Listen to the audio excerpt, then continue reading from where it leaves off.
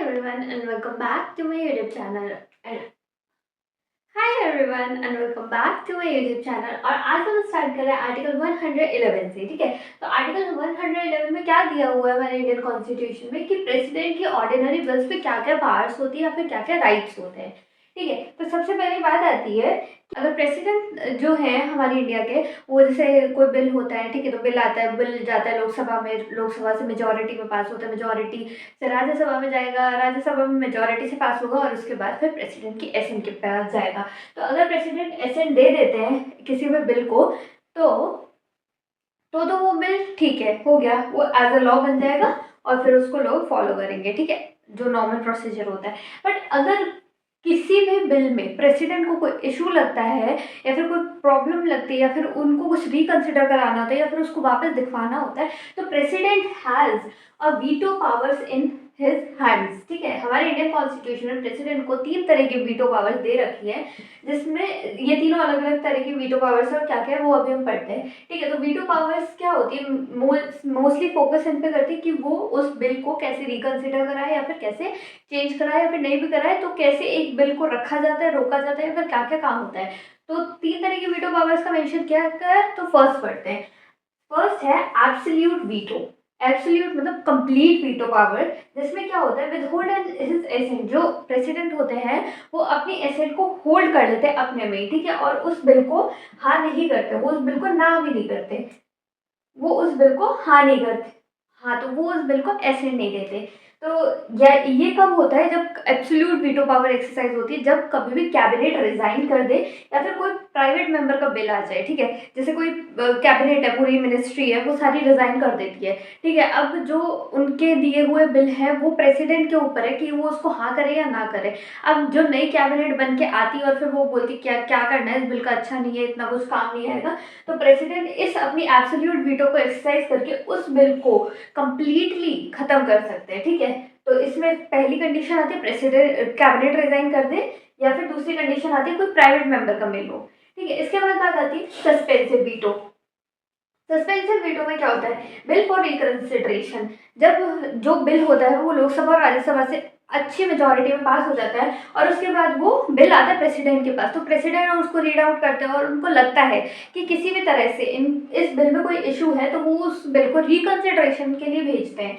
Reconsideration होने के बाद प्रेसिडेंट के ऊपर ये मैंडेटरी हो जाता है कि वो इस बिल को साइन करके दे, वो इस बिल पे अपनी एसेंट दे, ठीक है। और जो रिकंसिडरेशन का जब प्रोसीजर होता है, तो वो हम यहाँ पे पढ़ रहे हैं कि जो रिकंसिडरेशन का प्रोसीजर है वो उसमें ये नहीं बोला जाता कि उसमें चेंजेस करने हैं, उस बिल में चेंजेस करना जरूरी ही है या नहीं भी कर सकते। रिकंसिडरेशन में जिसको भी रिकंसिडरेशन के लिए भेजा गया है वो चेंजेस हो भी सकते हैं और वो चेंजेस नहीं भी हो सकते, और फिर जो चाहे चेंज हुआ बिल आए वापस, चाहे बिना चेंज हुआ बिल वापस आए, प्रेसिडेंट को ये मैंडेटरी हो जाता है कि वो इस बिल पे अपने एसेंट दे। इसके बाद बात आती है तीसरी वीटो पावर की, जिसको बोलते हैं पॉकेट वीटो। पॉकेट वीटो का क्या रोल रहता है, to keep the bill for infinite time neither accept not reject. जब हमारे प्रेसिडेंट के पास लोकसभा गया, राज्यसभा गया, उसके बाद प्रेसिडेंट के पास फाइनली कोई बिल बन के आ रहा है और प्रेसिडेंट क्या करता है, उसको ना तो एक्सेप्ट करता है ना ही रिजेक्ट करता है, वो उस बिल को अपने पास रख लेता है इनफाइनाइट टाइम पीरियड के लिए, और वो बिल वहीं पे वो उसके उसके पास ही रह जाता है, वो बिल रह पाता है ना वो लॉ रह पाता है। तो इसको बोलते हैं पॉकेट वीटो, ठीक है। 3 तरह की वीटो है। सबसे पहले एसेंट अगर एसेंट देते हैं तो बिल लॉ बन ही जाता है, अगर एसेंट नहीं देते तो वीटो पावर एक्सरसाइज करते हैं। 3 तरह की वीटो है। सबसे पहले एब्सोल्यूट वीटो, कंप्लीट वीटो जिसमें कैबिनेट रिजाइन और इन सब की बात आई है। इसके बाद सस्पेंसिव वीटो है, जिसमें मैंडेटरी हो जाता है प्रेसिडेंट के लिए रिकंसिडरेशन के बाद उस बिल पे एसेंट देना। और पॉकेट वीटो में बात आती है इनफाइनाइट टाइम के लिए किसी भी बिल को अपने पास रख लेना, जिसमें वो ना ही रिजेक्ट करते हैं ना ही एक्सेप्ट करते हैं। तो दैट्स ऑल फॉर आर्टिकल 111। मैं आपको 112 पे मिलती हूँ। Okay, now we are reading article 112 और इसमें बताया गया है कि प्रेसिडेंट जो होते हैं उनकी पावर्स होती है एनुअल फाइनेंशियल स्टेटमेंट। अब ये होता क्या है, अनऑफिशियली हम लोग इसको बजट बोलते हैं, ठीक है। जो प्रेसिडेंट है वो दोनों हाउसेस के आगे, with in front of Lok Sabha as in front of Rajya Sabha, दोनों के आगे क्या बताते हैं कि अगले फाइनेंशियल ईयर के लिए क्या क्या तो हमारी कमाई होगी, रिसीट्स होंगी, और क्या क्या हमारे एक्सपेंडिचर रहेंगे फॉर द नेक्स्ट अगले वाले फाइनेंशियल ईयर के लिए। ठीक है, इन ये प्रेसिडेंट जो है वो एक एनुअल फाइनेंशियल स्टेटमेंट निकालते हैं before both the houses, Rajya Sabha और लोकसभा के सामने, जिसमें बताते हैं कि हमारे देश के में जो आगे जो भी फाइनेंस के हिसाब से कैसे रहेगा, तो जो भी क्या भी कमाइयाँ रहेंगी या फिर क्या क्या खर्चे रहेंगे गवर्नमेंट के। ठीक है, तो अगले financial in respect of next financial year. इसके बाद बात आती है, इसमें बताया जाता है कि एस्टिमेट क्या रहेगा एक्सपेंडिचर का, एक लमसम बनाया जाता है और उसको बताया जाता है। And budget discussion by division bye, जो बजट जो होता है उसका डिवीजन कौन करता है, department of economic affairs in finance ministry. ठीक है, और फाइनेंस मिनिस्ट्री। ठीक है, ये जो बजट है उसका डिवीजन करता है, प्रेसिडेंट बताते हैं लोकसभा राज्यसभा के साथ आगे, और जो बजट का डिवीजन है वो कौन कर रहा है, department of economic affairs of finance ministry.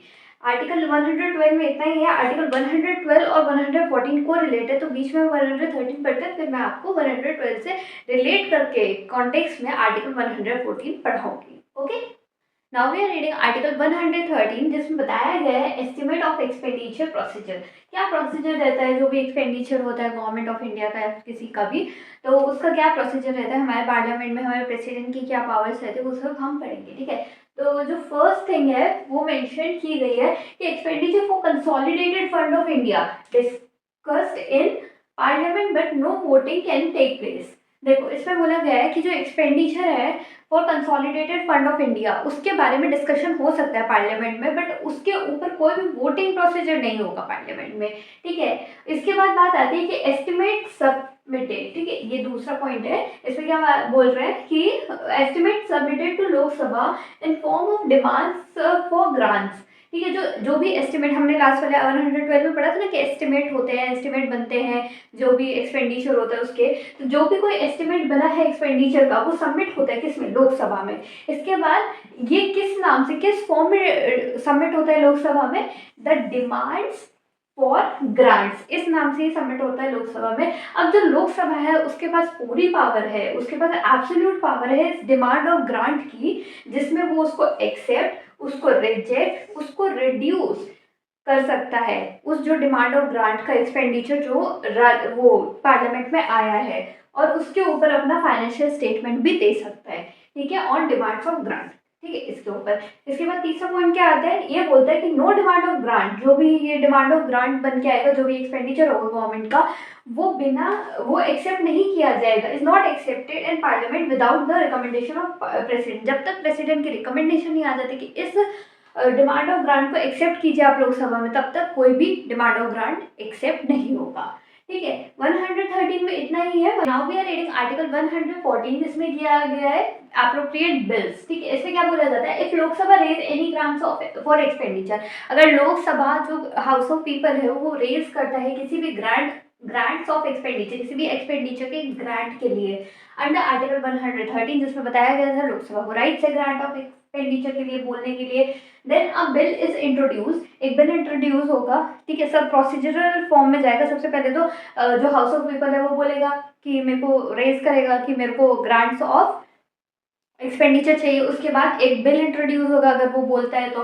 Bill introduce होने के बाद जो भी कोई अमाउंट विड्रॉ करना है लोकसभा को, ठीक है, from consolidated fund of India, वो सारा विड्रॉल होगा। ठीक है, इसके बाद बात आती है जो फाइनल डिसीजन होगा किसी, मतलब देखो जैसे बिल है, ठीक है, उसमें इतना पैसा जाना है, अब पैसा ये भी हो सकता है कि वो अमाउंट फिक्स ही नहीं हो रहा है, उस पैसे को कम करना, उस पैसे को ज़्यादा करना, या फिर उस पैसे को थोड़ा और मतलब अच्छे ढंग से प्रेजेंट करना, या फिर किसी कोई भी चेंज अमेंडमेंट। ठीक है, तो जो भी फाइनल डिसीजन होगा कि कोई अमेंडमेंट करनी है उस बिल के अंदर, जो भी बिल है ग्रांट फॉर एक्सपेंडिचर का, ठीक है, तो उसको कौन डिसाइड करेगा, प्रेसाइडिंग ऑफिसर डिसाइड करेंगे for any kind of amendment in the bill. ठीक है, ये बात आ गई। रेज कौन कर रहा है, लोकसभा। ठीक है, उसके बाद ये ग्रांट्स ऑफ एक्सपेंडिचर, ठीक है, कहाँ से आ रहा है, कंसोलिडेटेड फंड ऑफ इंडिया से। अगर कोई अमेंडमेंट करनी है तो कौन कर रहा है, प्रेसाइडिंग ऑफिसर ऑफ हाउस। ठीक है, इसके बाद बात आती है the no other money will be borrowed from consolidated fund of India which is not mentioned in the bill. कोई और कैसे भी तरह की जो गवर्नमेंट ऑफ इंडिया वो 1 रुपए भी नहीं ले सकते consolidated of fund of India से बिना ये प्रायर परमिशन या फिर बिना इस बिल के। बिल में जितना अमाउंट है उतना ही अमाउंट जाएगा, उतना ही अमाउंट आएगा। कोई अमेंडमेंट होता है तो प्रेसाइडिंग ऑफिसर डिसाइड करेंगे, बाकी जितना भी अमाउंट है उसके अलावा कोई भी मनी नहीं निकाली जाएगी consolidated of fund of India, जो कि बिल में मेंशन नहीं है। And that's all for article 114 and that's all for this video. मैं आपको मिलती हूँ अगले वीडियो में, और तब तक के लिए आप अपना ध्यान रखिए, खुश रहिए, बाय बाय।